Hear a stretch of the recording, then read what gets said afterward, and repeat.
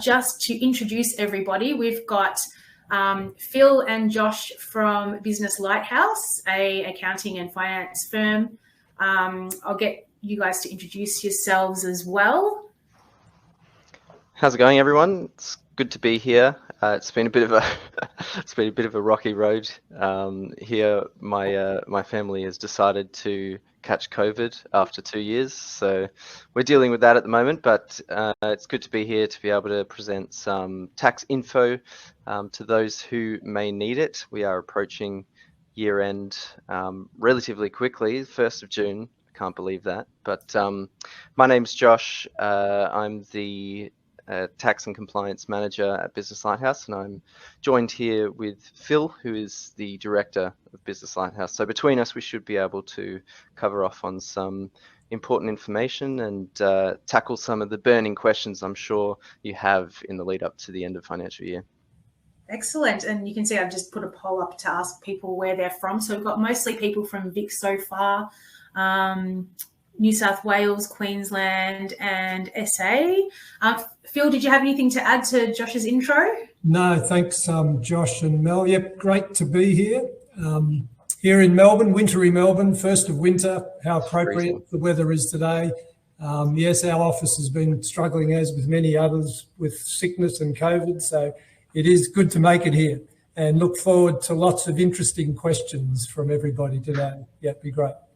Excellent. I've put up another poll asking people what category they are. It may or may not help, help shape today's chat. So we've got a few from transport, some florists. They're the bulk of them so far. Oh, yep, scroll up. That will be handy. I'm sure there's a few others too who may or may not have joined yet. Oh, here we go. We've got some more popping in. Oh, other. Entertainment, excellent. A bit of a mixed bag by the looks. And the last poll that I'm just going to share with you today is about how prepared you are for tax time. So this is the important one. yeah. We were talking about weddings. HQ the other day was saying, depending on how big the wedding business is, they might have, an accountant that deals with it, or if it's a sort of sole trader or, small business, they might do it all themselves. So looks like most people either don't know where to start or are kind of... Yeah, we don't have anyone who's an expert.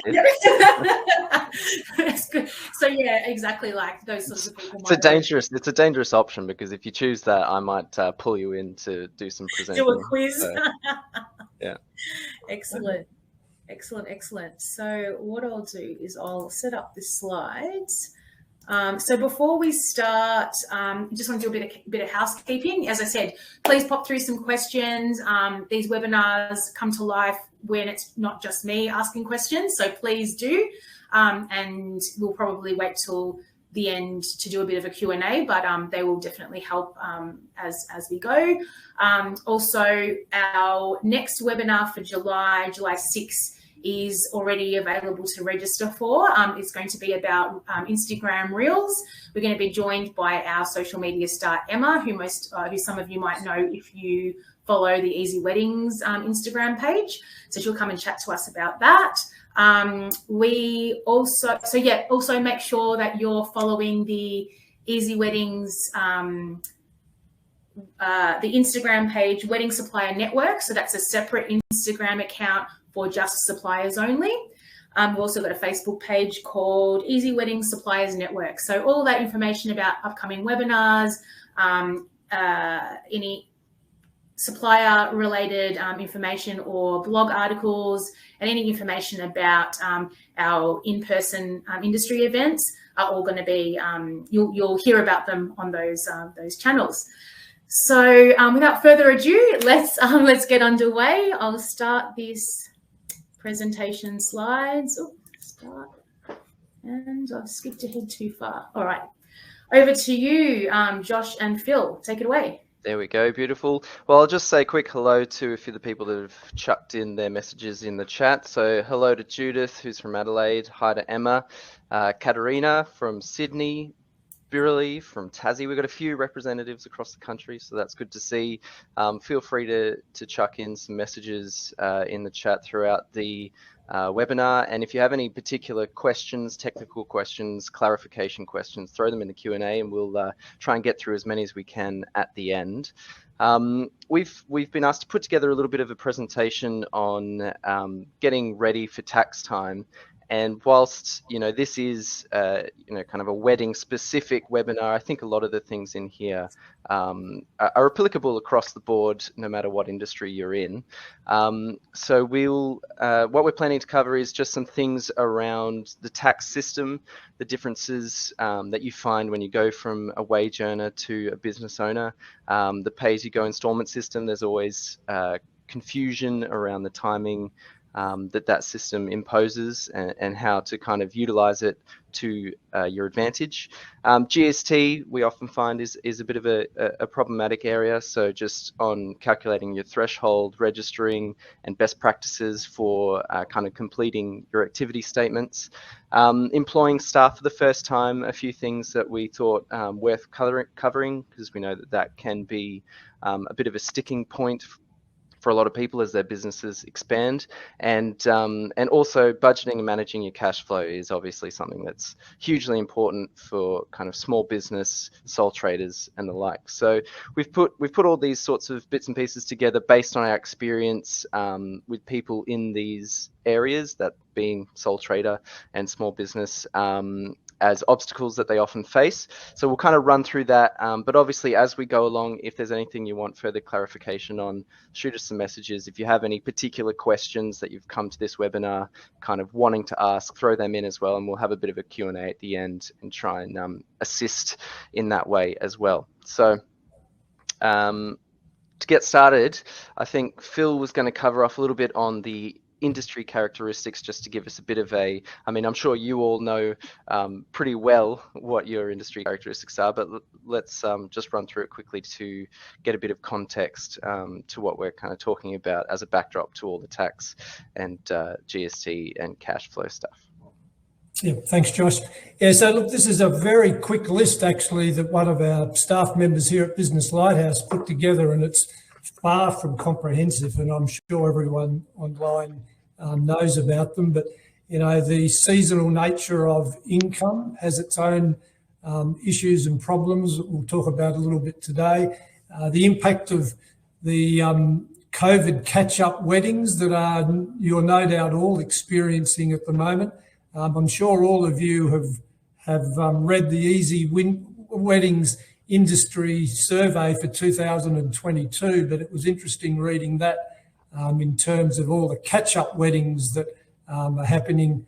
And, we're talking from that report alone, roughly doubling of weddings and wedding revenue between last year in 21 and 22. And that has a significant impact, of course, around tax and tax planning after the impact of COVID. Significant travel and motor vehicle expenses, of course, for sole traders is something that is important for tax purposes. And I guess for the larger wedding businesses, payroll and staff is critical in terms of compliance. We'll talk about that a little bit later as well. And one of the other things that everyone will be aware of is the long lead times around deposit payments. I think I did note that in the Easy Weddings report that the lead time around deposits has grown as well in this sort of post-COVID period. So some of these characteristics just set the scene a little bit for a few of the things that we're talking about.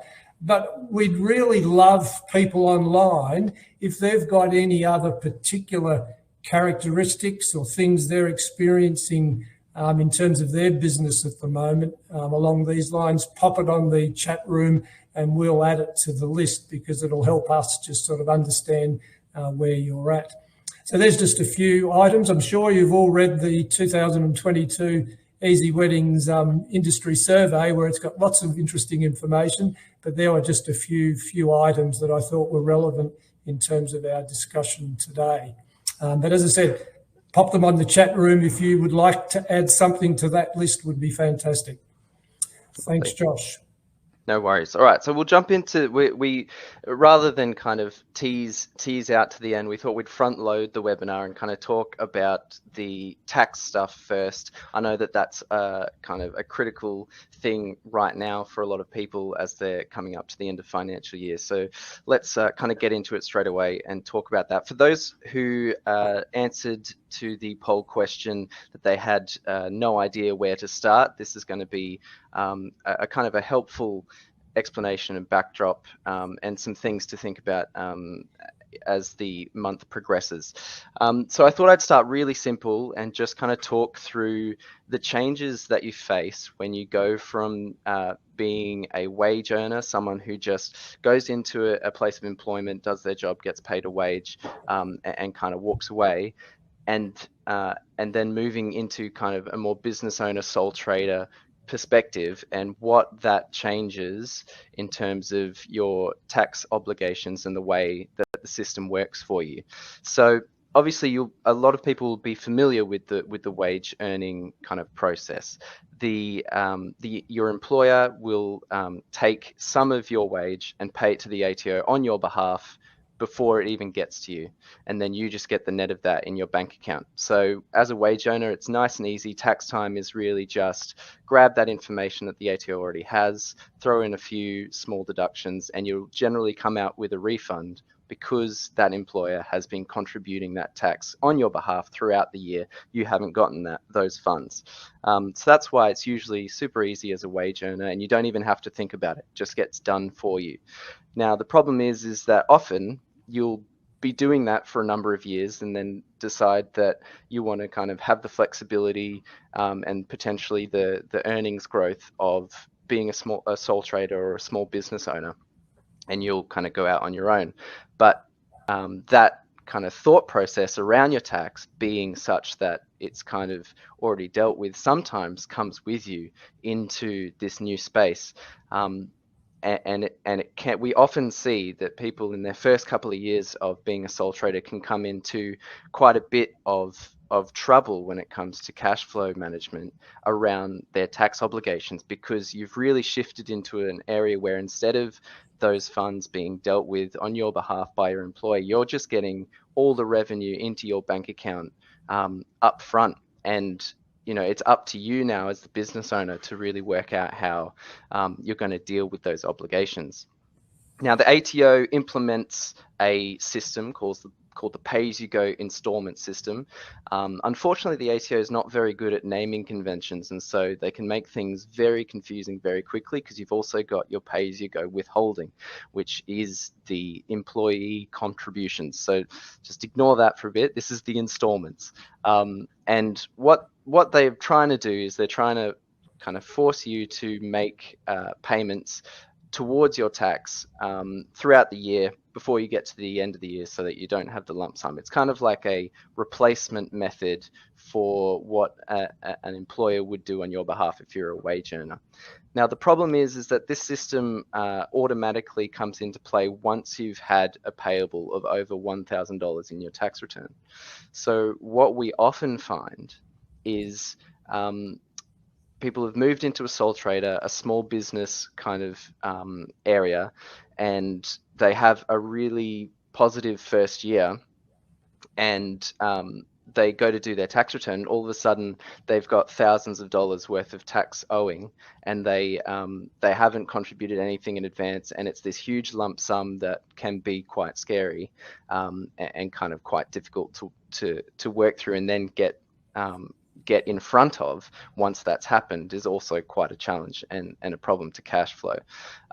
So this webinar here is a great opportunity to kind of talk to a few people and get the word out there that really thinking about, when you go into business, thinking about tax and GST, we'll talk about that in a minute as well, as really part of your operational cost, your cost of doing business, like you would with any of your other operational costs.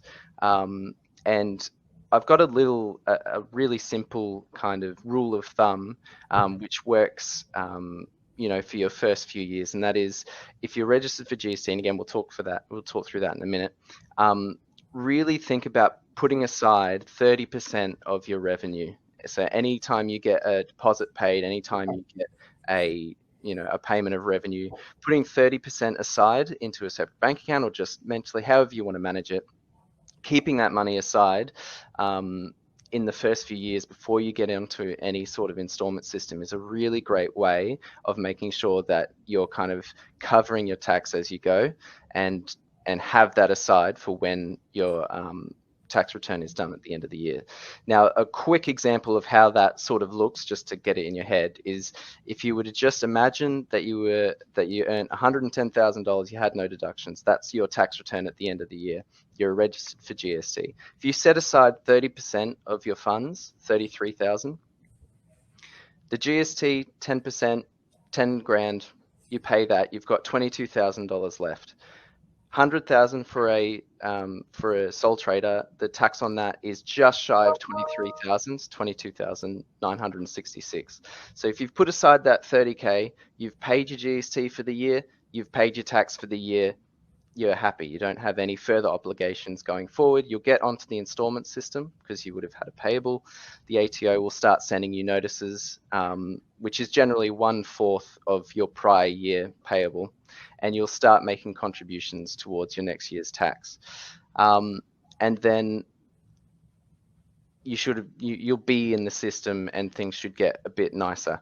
The problem is that with the installment system, because it's based on prior years, it's kind of retrospective. So if you continue to have really positive growth, the installment system on its own, on its kind of automatic process, will still not be enough to cover your tax at the end of the year. So on top of putting 30% aside, the other suggestion that I would have is to try and, as well as thinking about your tax as kind of an operational cost, try and be ahead across what your earnings are for, select a period that you are comfortable with reviewing, whether it's monthly, whether it's quarterly, just having a look at what you've earned and where that puts you, and having a rough idea is really worth doing.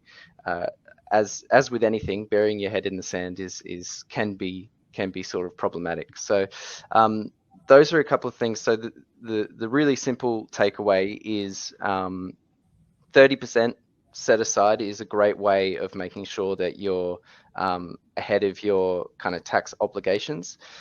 We will talk a little bit, you see here at the end, tax tips. We will talk a little bit about a few things to consider in the wedding industry as a sole trader and a small business owner when it comes to actually completing your tax return. And we've also got some offers at the end when it comes to tax planning, which is something that you can go to an accountant and they will run through a lot of this stuff with you, so you don't have to kind of think about it. I actually think we're at that point now, aren't we? So a lot of this is going to be kind of an information dump, but it just kind of gets you starting to think, depending on where you're at in your business operations in terms of how you manage things. It can give you an idea of what you kind of need to be thinking about and keeping a track of, and at what point do you feel like you're out of your comfort zone. And really that's the point that you want to start coming to an accountant and having a conversation, because that's what we're here for. We're here to kind of help worry about these things on your behalf. So it's great as a wage earner, as a simple business, to kind of manage everything yourself, but once you start getting kind of out of your comfort zone, it really is a great time to kind of seek out a good accountant and have a chat and see if you can find a working relationship to help manage these sorts of bits and pieces. So the exciting stuff, kind of minimizing tax. We here at Business Lighthouse really like to have a strong kind of ethical approach. I mean, we understand why the tax system is in place. It's there to kind of fund a lot of great public things that we kind of need: schools, roads, hospitals, all that sort of stuff. So we really like to kind of approach tax as kind of a necessity, and to in line with what the ATO says, you want to be paying your fair share. You want to be claiming what you can, no more, no less. And that's kind of where we kind of come at it. Some of the things that you might miss out on if you're not aware of these things is you can, I've got we've put together a little list here, but a few things that you can do to kind of help minimize your tax, and things that are within the rules and regulations and things that you might not be thinking about, might not know about, is towards the end of an income year, if you've got lots of expenses that you are looking at purchasing in July, in August, September, things like rent for the next couple of months, interest payments, all these kinds of things, you can bulk pay them in advance in June, and that brings them into this, that brings them as a deduction into this financial year and gives you the benefit of them kind of a year earlier. The flip side of this is kind of deferring income. So pushing back invoices or receiving cash payments until July is sometimes a way to go if it's commercially reasonable for you to do so, and that just pushes that income into the next financial year, giving you a further kind of time benefit around when you actually end up paying that tax, because obviously end of 30 June, your tax then needs to be lodged if you're not with a tax agent is it October, Phil, I think? End of October. Yep. And then if you are with a tax agent, it's in May. So if you push some income into the next financial year, then you don't have to make payment on the tax of that until, if it was, for example, this financial year, instead of it being in October 2022, being October 2023. So you kind of get that 12-month push benefit. This year, the government's allowed COVID tests as a deductible expense. So if you've purchased those, the ATO is also happy that if you don't necessarily have a receipt for it, as long as you can kind of show on your bank statements or even a journal they've got, if you can kind of show that you in some way that you made that purchase, and that the other critical thing is that it was somehow related to your working activities. You didn't just get a test so you could go down to see an AFL footy match. You can tell I watch sports. It has to be for being able to actually complete your job, which in a lot of cases is pretty easy to satisfy. Home office expenses, this is a big one that there can be some confusion around. There's 3 different tests. The easiest one at the moment is the shortcut COVID rate, which you might have heard about. As long as you can kind of prove that you've worked from home and have a record somewhere in some way of the hours that you've worked from home, you can claim 80 cents of every hour that you work from home, and that covers, what the idea of that is to cover all your kind of operating expenses, utilities, phone bills, etc. The other 2 methods are either actual costs, which both of these methods, you need to have a set aside work area that you can prove is just for work and it isn't kind of for other purposes, and also have a fairly detailed record of the expenses incurred, and so that's either a 52-cent rate where you can also claim some phone expenses and some internet expenses, or just full costs of utilities. So with these ones, if you're thinking about that, I think have a little bit more of a read on the ATO website. They've got a lot of information there, or reach out to us or an accountant to get some more information. Motor vehicle expenses, if you've traveled, which is a big part of the wedding industry, you've got 2 options. You can do a logbook over 12 weeks that at the end of the day comes out with a business related percentage. You can apply that to all your vehicle related expenses, and that's totally fine to do so, and add into your tax return. Can be quite beneficial, especially if you're traveling quite a lot for work, going out to weddings and all that sort of thing. Or the other option, which is a little less documentational heavy, is the cents per kilometre method. Again, as long as you can kind of show in some reasonable way, either through some sort of Google Maps screenshot, etc., the kind of business kilometers you've traveled up to a limit of 5,000, you get a 76 cent, I think, from the top of my head, per kilometre travelled. So those are a couple of ways there. And then you would have heard the asset write-off over the last couple of years. I'm sure there's been a few people here that have utilised it.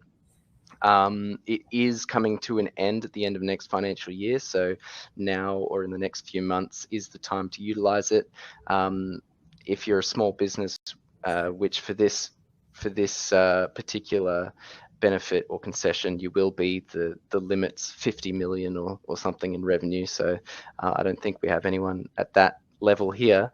You can, as long as a asset is used in the course of the business, and you can kind of again have proof of purchase and use in the business, you can deduct that against your revenue. So those are a few things that you can kind of think about as you come up to the end of financial year: prepaying a few expenses, buying some assets that you need, making sure you're claiming all your COVID tests, looking into your home office, your motor vehicle expenses.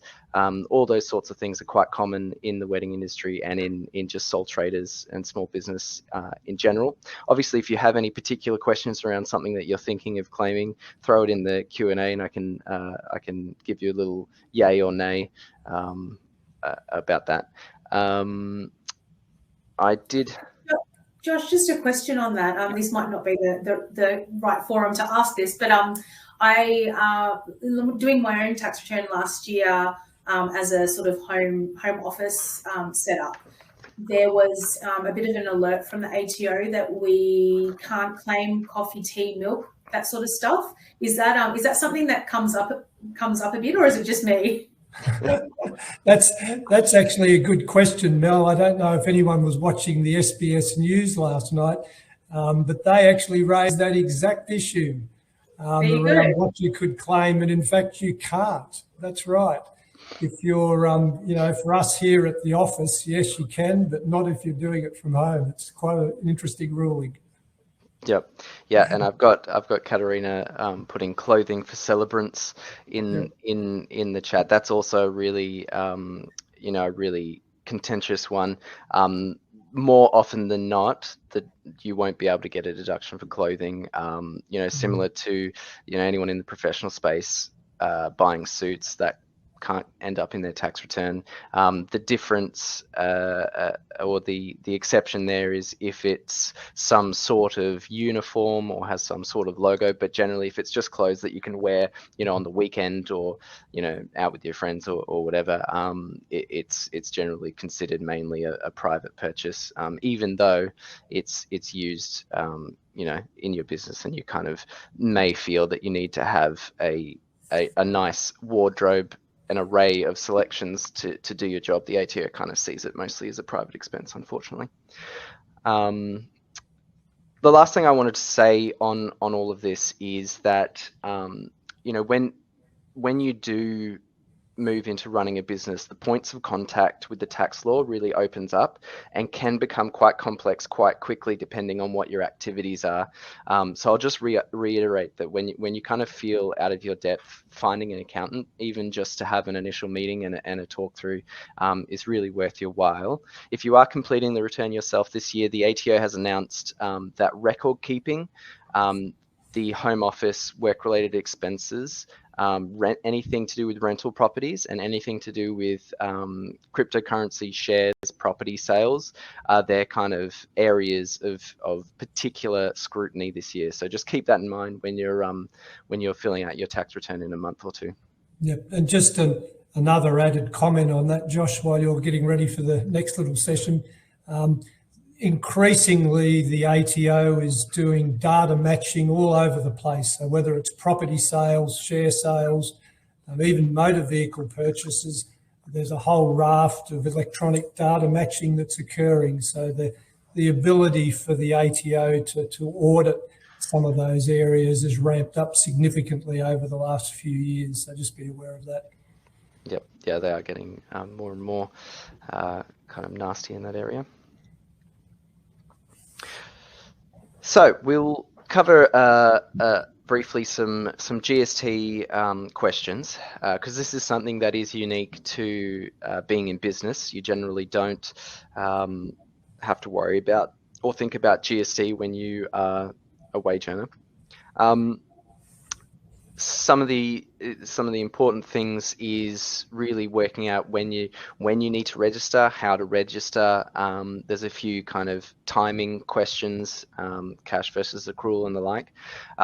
For those who are registered already, you'll probably be kind of well into the process and know what you're doing, but this is really important for anyone who's currently not registered. It's really the onus is on you to kind of be vigilant about where your business's position is, and being conscious of when you need to register, and that is the golden number is 75,000. So the ATO says that whenever you either meet that threshold or reasonably expect to meet that threshold, it starts a 21-day timer for registering your ABN, whether it's sole trader, business, whatever structure, for goods and services tax. Now, in practice, really, you probably want to be checking every month or couple of months if you're not registered, just to make sure you're on top of it. The easy figure is to just check your monthly revenue. Is it above or below $6,250? If it's below that, and it has been below that, and you expect it to stay below that every month, then you can continue to not worry about it too much. If you start to exceed this number and you expect that to be continuing, or it has happened for a few months, that's the point at which you really need to think, should I be registering for GST? So it's, in practice, it's not too hard of a question. It's just about making sure that you're thinking about it semi-regularly to make sure that you don't fall foul of the ATO. Because if you do meet that threshold and you don't register, and you don't pick up on it, especially for quite a few BAS periods, the ATO could come along and kind of backdate your registration, hit you with a few kind of penalties, and it's not really a fun place to be. So just making sure that you're kind of keeping that in the back of your mind if you're not registered. The number, Katerina, is 75,000 for the year. So that's an annual figure, either retrospectively. So if you've gotten to a point where you've made 75,000 over the last 12 months, then that starts a trigger point. Or if you're sitting there and you're going, I know I'm going to make 75,000 for the next 12 months, that's also the trigger point. Now, obviously, when you're looking forward, you want it to be reasonably reliant that you're going to make that money. If you're kind of like, I feel like it might happen, but I'm not sure, just keep monitoring it. But if you know that you've got a few, contracts or the like that are absolutely coming in, then that would be the point that you probably want to register. Registering, you can do a couple of ways. Either get a BAS agent or a tax agent, and they'll be able to do it on your behalf. The ATO has an online business services portal, which is worth getting if you don't have it yet. It's kind of like MyGov, but it's called, and this harks back to the ATO not really being that unique with their naming conventions, but they call it MyGov ID. It's not MyGov, it's something separate, but it's kind of similar. Gets confusing. But they've got a step-by-step on how to register that online, and it essentially works like a portal. You can log on your phone, register for GST, lodge your BASs, all that sort of stuff. It's a way for managing that sort of thing if you want to do that yourself. Or if you're a little bit old-fashioned, you can call them up on the phone and kind of step through. The actual registration process is really simple. It's just a couple of questions. How much revenue do you think you're going to make? Do you want it to be on cash or accrual, which we'll go through in a second. It can be done in about 3 minutes. The issue is really kind of getting to talk to someone if you're calling them, or getting your the MyGov ID set up in the first place. Those are the two kind of pain points when it comes to actually registering. The process itself is really, really straightforward. So that's the threshold, and that's how to register. When you do go to register, one of the critical questions is about cash or accrual. Most of the time,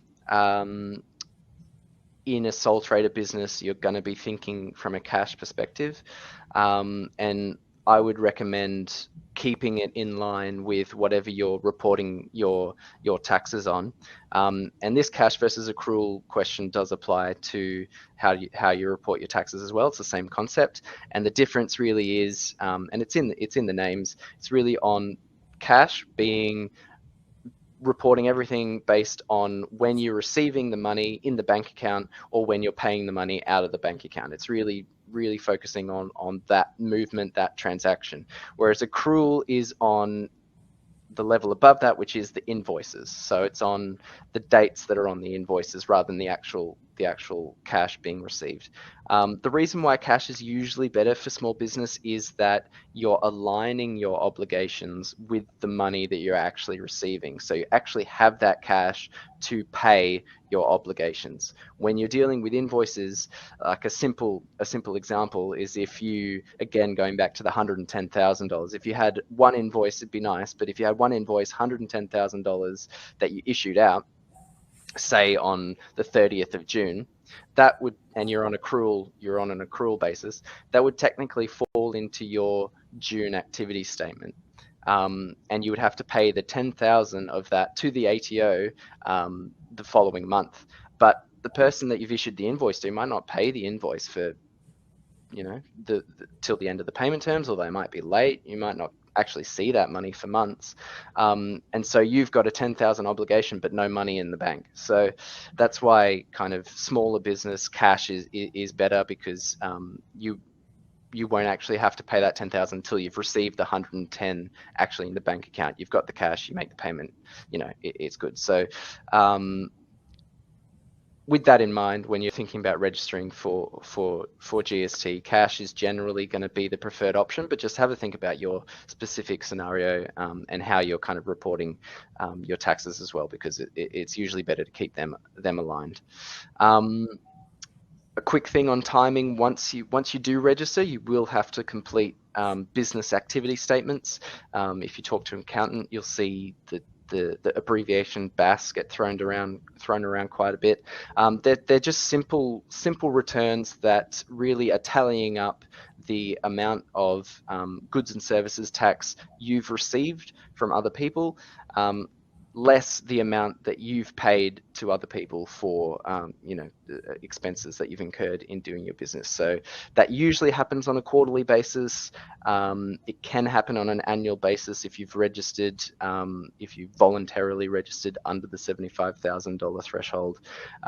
Sometimes it can go to monthly if you've got quite a high turnover, but usually it's quarterly. I see your question there, Katarina. I'll get to that at the end. And then if you've registered quarterly, then you've got to make that payment by, if you're doing it yourself, 28 days after the end of the quarter. So say, for example, you registered in June, you've got April, May, June is your quarter. The quarter ends on the 30th. You've got to make sure that you've completed your BAS and get ready to pay or receive your refund, depending, by 28 days after the end, so the 28th of July. If you're with a BAS agent, you get an extra month leeway, so that means not until the end of August, and then that applies for all quarters except for the December quarter. You have to do it in February regardless. So then there's a few quick questions around if you've realize that you need to register, you've registered, you know that you've got to actually complete these activity statements. Then there's a few questions on, well, what do I charge GST on, and what am I claiming back as an expense or a GST credit? And the kind of umbrella term or the umbrella concept is that if you've provided a good or a service, like a celebrant at a wedding or some flowers, and it's sold or consumed within Australia, like it would be if you're doing weddings in Victoria and New South Wales, it will attract GST. So you'll have to add, and GST is 10%. So you have to add 10% on all your invoicing.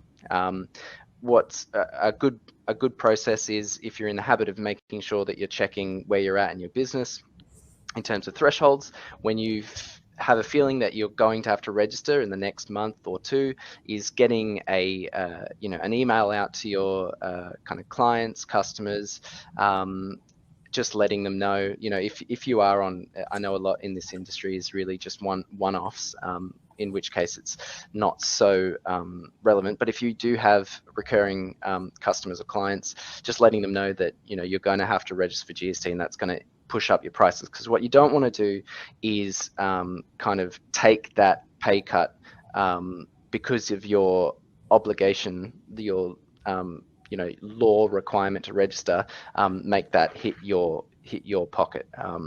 So that's just something to keep in mind, is that when you do have to make that registration, it's really important that you kind of are reflecting that in your pricing, and you're not having your business activities impacted by that requirement. So generally, broadly, a lot of, there's only really two areas where income's going to be GST free, and that's a list of specific items. So you can go and check, the ATO's got a list of specific things. The common stuff is like groceries, all that sort of stuff can be GST free. Some medical things, they've got a list that you can check to just see, am I in any of these categories? Or the other thing is, either they call it input tax, but it's financial supplies, so interest, those sort of things, or residential rental income. So if you're kind of renting out a property, that generally doesn't have any GST on it. But otherwise, by and large, they'll if you need to be registered for GST, you'll have to apply that to a lot of your kind of invoicing. On the flip side, the expenses that you incur, most of them you should be getting receipts anyway, or some sort of documentation. So just be checking what's on kind of on your receipts for what you can be claiming back. I've got a list of common mistakes when it comes to BASs, and some of that is around claiming GST against all expenses. As I said, there's a few things that don't have GST on it, so just keep an eye. If you do have to register and you are doing your BASs, just keep an eye on the expenses that you're incurring and kind of what the receipts are saying, whether they've got GST on them or not. Couple of other kind of common mistakes that we see is if you've got any sort of cash operations in any way, including those is really important. Like Phil said, the ATO's got some pretty high tech comparison software to be checking bank statements and all that sort of thing, without getting too alarmist. Claiming GST for private expenses, so like in the tax space and the GST space, if it's private, it's out of the system. And then the other big thing is also in this area, you can have a lot of suppliers that may not be registered for GST yet. So checking that as well, if you've got any subcontractors that are working for you, if you're dealing with a lot of small businesses that are in a similar boat that may be just below the threshold. If they're not registered, then they don't have any GST on their kind of invoicing, which means that you can't kind of claim any credit. So just keeping an eye on that as well. That, of course, is the flip side to the conversation around if you do have to register and sending out kind of communications on that. The flip side is that anyone who is paying you for your services who may be registered then is able to claim back some of that in their activity statements. So it's not all bad news for everybody when you do have to register. So those are a couple of things around the GST system. It can get a bit daunting, a bit confusing. The biggest thing really is the administration. Would really recommend that if you haven't already and you're looking at needing to register, or if you are registered, getting a robust accounting software will really save a lot of headaches, especially if it's set up properly at the beginning. Obviously, we recommend Xero, but there's a few out there. Getting that just really streamlines the process, and if it's set up properly, can make it quite a quick thing. So let me see. Katarina's question was, if I have two jobs, one being pay-as-you-go and the other sole trader, if I exceed 75,000 with both incomes, do I still pay GST? No, correct me if I'm wrong, Phil, but the GST threshold will really only apply to your ABN income. So you just want to look at that in its own area. Your wage earnings is a separate thing. You don't have to worry about that when it comes to the GST system. Correct. Yep. Thanks. But keep the questions coming if you have them. Thanks, Josh. So let's just look quickly at employing staff, in brackets for the first time. So for many of you here, perhaps you may not be employing many staff, but it is a huge topic. And just by way of background, you will have seen fairly regularly in recent years various large companies that have been underpaying staff. 7-Eleven, 4,000 employees, $173 million has been paid back already. Woolworths, $500 million in provisions for underpayment of staff. I'll quickly just, on the back of that, just sort of 5 key learnings for me as a sort of business owner myself, which might be helpful. So number one, and this is the big one, it is complicated. So the more staff you employ, the more complicated it gets. And I can't underestimate that enough. You've only got to see with the likes of, an organisation like Woolworths to get it wrong, or 7-Eleven. Now, some of them probably, perhaps some of their ethics around some of their employment practices might leave a little bit to be desired. But even apart from that, it is very complicated. So learning number 2, get help. Cannot underestimate that enough. There's plenty of resources out there for getting help, quite apart from talking to your accountant. Fair Work has a wealth of resources. Business Victoria has a wealth of resources. There are a number of third-party HR advisory services available as well. We use one ourselves at Business Lighthouse. And a number of third-party providers also that will help you with contracts and position descriptions and the like. Take advantage of those services. At the bare minimum, make sure that you contact and talk to Fair Work if you ever have questions or issues. The resources are there. Make sure you use them. Key learning number 3, workers' comp. What a big topic this is. I've been an accountant for 25 odd years, and you wouldn't believe the number of times I've come across employers who don't have workers' comp policies for staff. So make sure you know the regulations in each of your different states. They do vary quite a bit. And in particular, be really careful with subcontractors.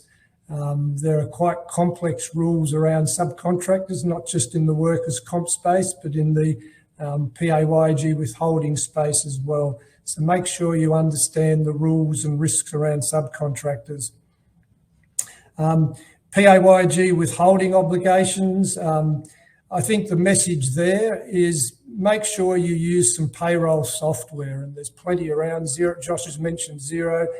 There's QuickBooks, there's MyOb. There are a number of even simpler packages around that, but most of those software will handle all of the requirements that you have there. I think the other key learning around employing staff and payroll is that a lot of this creates lumpiness in cash flow because, as Josh has already flagged, when you're paying wages to staff, the tax that's withheld doesn't reach their bank account. It stays in your bank account as the employer, and it accumulates until it needs to be paid as part of your BAS lodgement. So that money is accumulating and sitting in your bank account. It's not actually yours. It's the PAYG withholding. So I think that's sort of the 5th key learning around that. And just also be aware of the superannuation obligations just on the back of that workers' comp area that I mentioned. Currently 10%, going up to 10.5%. The $450 a month threshold's also disappearing. So be really careful around the workers' comp, the superannuation side. And I'll just, and look, if you've got questions, I'll just finish with, my mouse is not working. Here it is. I'm just going to finish with just one comment because I want to leave some time for questions. One comment around budgeting and cash flow, because I could talk forever about this. The slides about revenue versus cash, and I won't talk about that. I guess if there's another key learning around the the budgeting and cash flow side of it. It's around plan, and keep planning around your tax obligations. And for example, Business Lighthouse has a client, nearly 3 million turnover, generating $500,000 to $1 million in profit a year. And you know how they manage their tax obligations. We produce a now 2-year estimated tax obligation spreadsheet that they stick up on their fridge just to manage it. They love it. A really simple budgeting tool. So it's front and centre on their obligations going forward. And, we've talked a little bit about the wedding industry, lumpiness of cash flow and so on. Growing cash flow creates tax problems, withholding of GST. So that a simple budget spreadsheet like that can be enormously useful for managing your tax obligations. When GST was introduced nearly 22 years ago, this whole space became massive, and Josh has already flagged some of the pressures around that. So plan. If necessary, talk to your accountant, talk to your tax agent. They can help you with a 12-month plan. Really useful little tool around budgeting for your cash flow ATO obligations. Look, I'll finish there, Mel. I could talk more if I wanted to, but we want to give a bit of time for questions. Yes, and look, and just on that last page, there's lots of resources around. I've already mentioned the ATO side obviously has lots of tax resources. Fair Work also has plenty of resources. Be aware of those. And in Victoria, and I'm pretty sure most states, other states also have similar departments or areas, business.vic has a wealth of resources for helping you run your business, an enormous number of resources. So there's just a few areas that you can go to for further assistance, apart from your accountant, of course. Excellent. Yep. Thanks for that. Keep your questions coming into the chat. I had one that might be a common one. We talked about projections for GST based on previous years. How does that sort of impact the wedding industry and that sort of backlog? We had a couple of years where we weren't really doing a lot of business, and now will this tax year reflect? Will be kind of, I don't know what you say, but what the word is for, but unbalanced because even up the scales. Yes. You want to comment on that, Josh? Yeah, look, it definitely is a tricky one. You technically are hitting the threshold. I mean, I guess there's a few ways that you could approach it.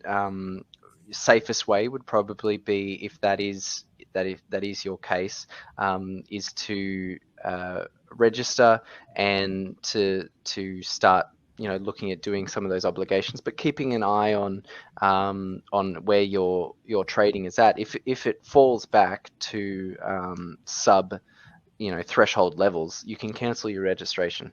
That's the other side, is that it's not a one-way street in the sense that you register and then you're registered for life.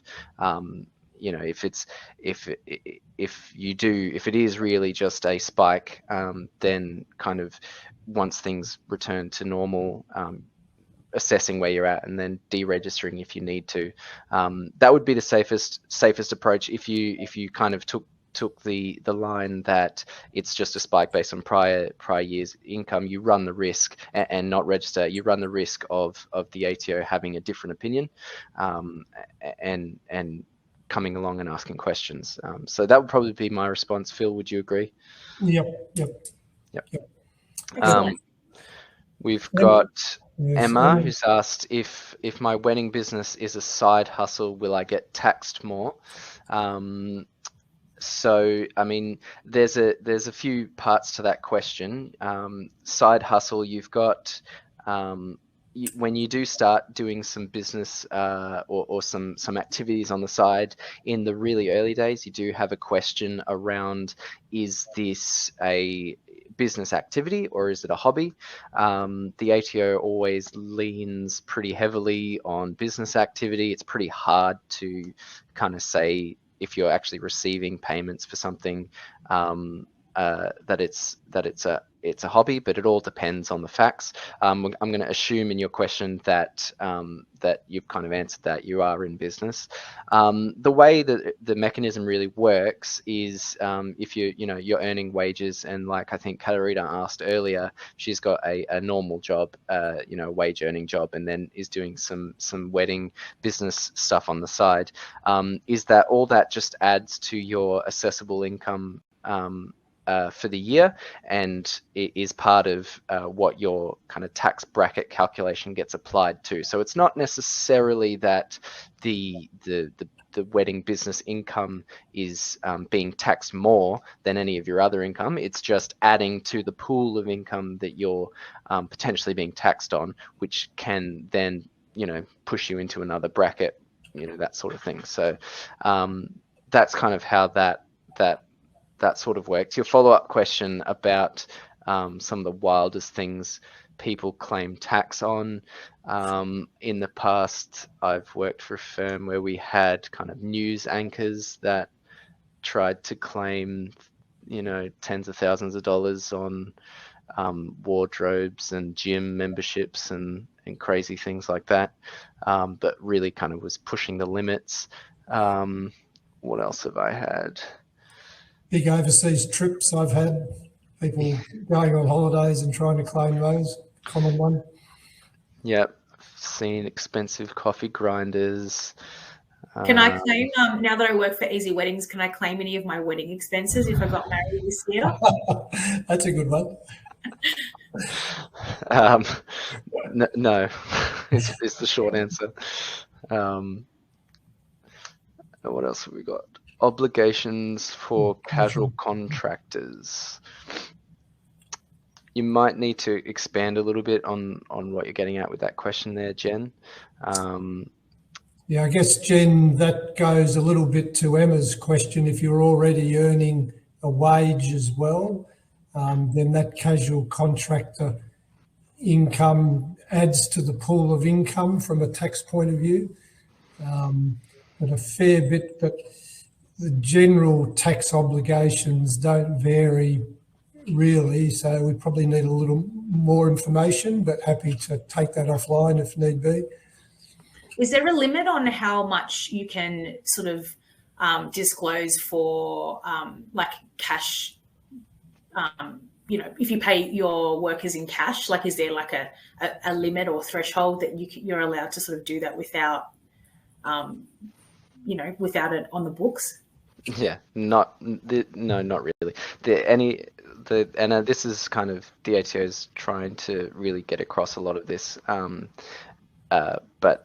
it just because of the method that you're using doesn't really change the way that it should be treated. Like if you thought, if I pay this $100 in cash, can I not disclose it? But if I paid it through the bank account, I would have to. That kind of is your answer. Just because you've paid it in cash, you still kind of have to be accounting for it.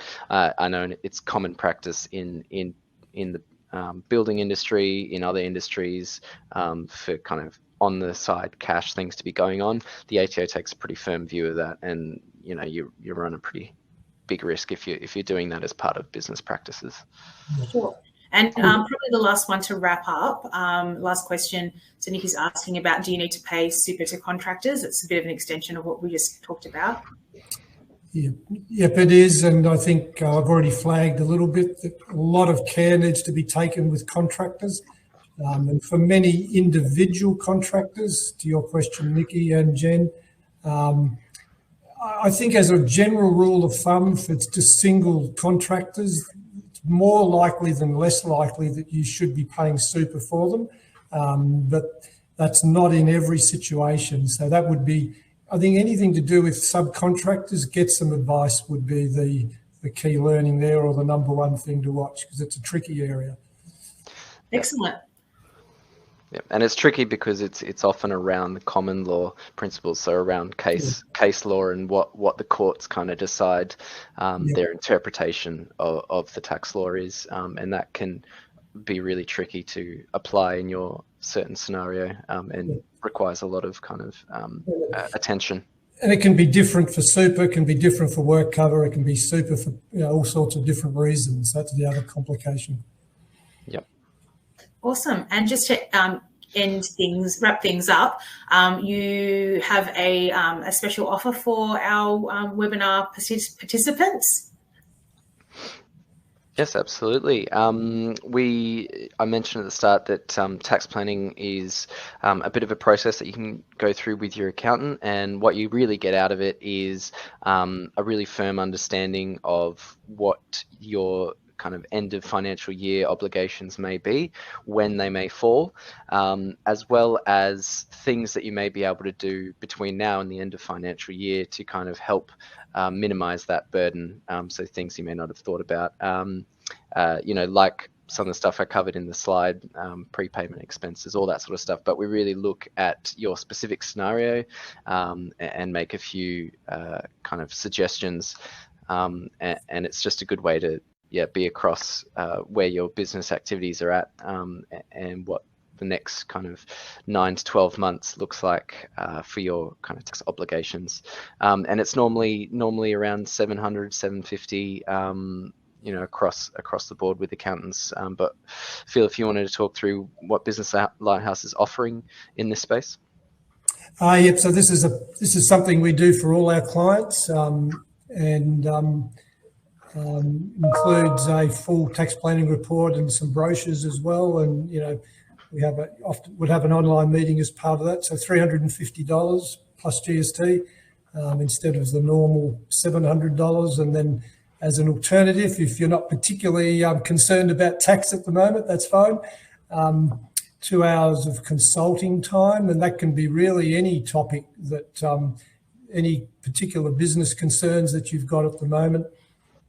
There's a special offer there as well, basically half price, and I would love to help if we can around any burning issues that are worrying you at the moment. So there's two offers there, and how you obtain that, just email to info@businesslighthouse.com. Just make a note of what service you're looking for, and just include your contact details and your phone number would be fantastic.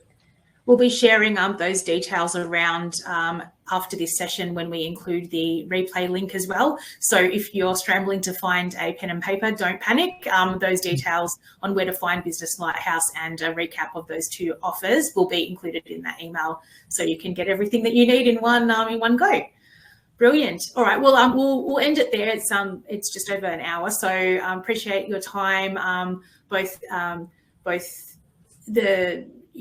Josh and Phil, for joining us today and talking through this kind of tricky but important topic. And also thanks to everybody for joining us today, and for everybody who will be watching this in the future on the replay link. Don't forget, next month, I mentioned on July 8, we will have our webinar on Instagram Reels, and we'll be joined by our wonderful social media manager, Emma.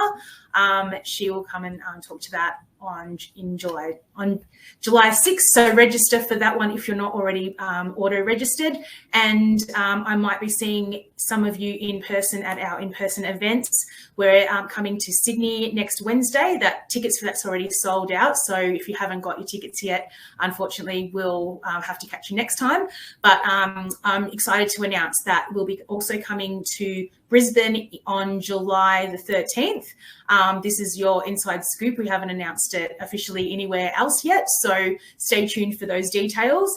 And anyone else that we missed in Melbourne, we will catch up with you again when we do our next industry event. So thanks a lot. Thanks for your time. And again, thanks to our wonderful guests. I'll see you next Thanks so much, Thanks, everyone. everybody. Good luck Thanks, with your end of financial year. Yeah, have a good end of financial year. Yes, absolutely. Good. Same to you. Bye-bye. Bye, everyone.